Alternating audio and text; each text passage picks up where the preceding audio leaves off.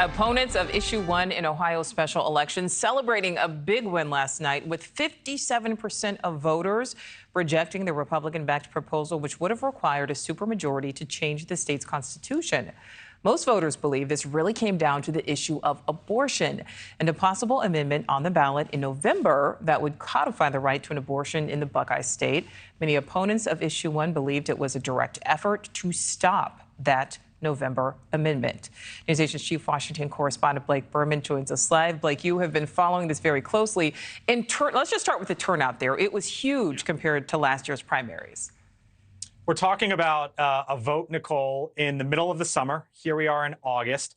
There weren't any statewide candidate ballots, statewide candidates on the ballot, yet alone even a presidential race. And there were more than 3 million people in the state of Ohio, Nichole, who came out yesterday, or at least voted in this Issue 1 election. To put that in perspective, you can see some of it there. It was double as to what we saw in the 22 primaries in Ohio. But there are 7.9 million registered voters in Ohio, Nichole. So when you talk about 3 million voting in this election, not only did it double up 22, but we're talking about nearly 40% of that state that voted in this. You're right. This was about changing the state's constitution. Essentially, if you want a constitutional amendment in Ohio right now, it needs to at least get 50% of the vote.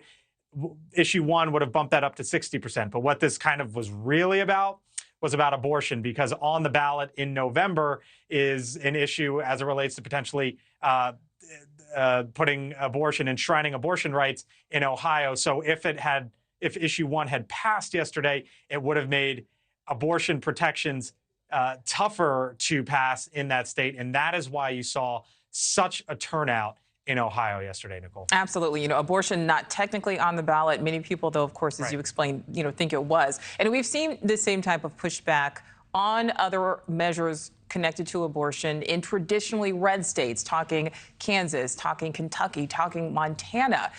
Is this not a winning issue for Republicans? So all you have to do is go back to 2022, right? Let's go back to those midterm elections. There was expected to be this big red wave in the House of Representatives.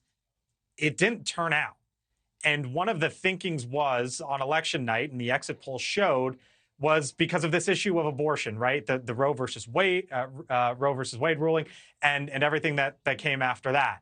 So now you have to start wondering, Nichole, with what we saw in 2022, what we've seen in some of these states after that, is the same essentially going to play out in 2024? And if you are a Republican, you have to start questioning and wondering and thinking about that. And on the other side, Nichole, if you are a Democrat, you have to start thinking, should we try to get this on the ballot in more states in one form or another in 2024? Because as we all know, there's going to be a pretty big election in 2024 in every single state. And if this becomes an issue, you're talking about not just the issue of abortion, but races in the House, races in the Senate, and of course, the race for the White House. We will certainly see what happens. All right, Blake, 25 minutes approximately until the show starts. I know you're prepping for The Hill. What's on tonight? Yeah. There was a pretty big story, I think, that just came out in the last couple hours, Nichole.